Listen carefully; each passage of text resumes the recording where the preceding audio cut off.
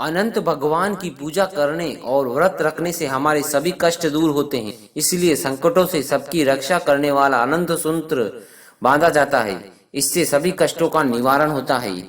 कहा जाता है कि जब पांडव जुए में अपना सारा राजपाट हारकर वन में कष्ट भोग रहे थे, तब भगवान श्री कृष्ण ने उन्हें अनंत चतुर्दशी का व्रत करने की सलाह दी थी।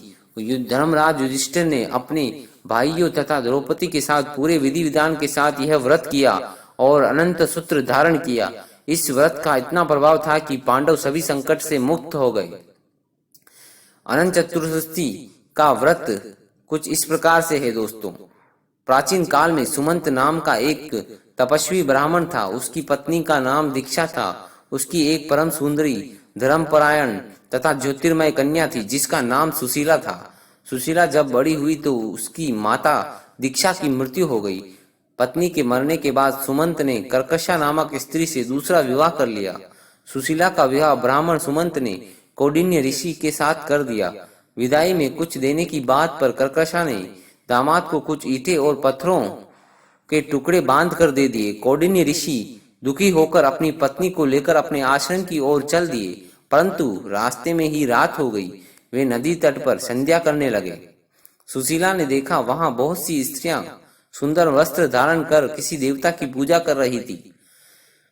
सुशीला के पूछने पर उन्होंने विधि पूर्वक अनंत व्रत की महत्ता बताई। सुशीला ने वहीं उस व्रत का अनुष्ठान किया और 14 घाटे वाला डोरा अपने हाथ में बांध लिया।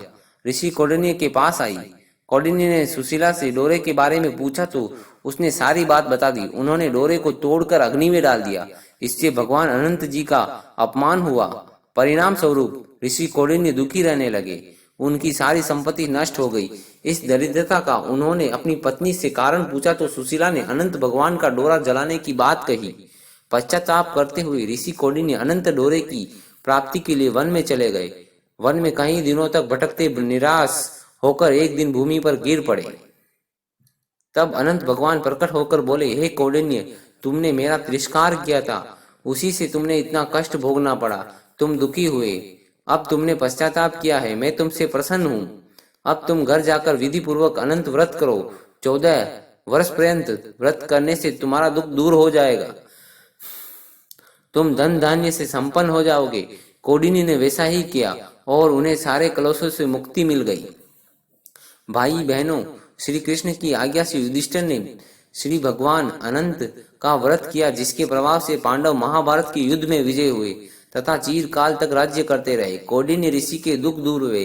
वैसे भी आप सभी पर अनंत भगवान श्री हरि की कृपा बनी रहे।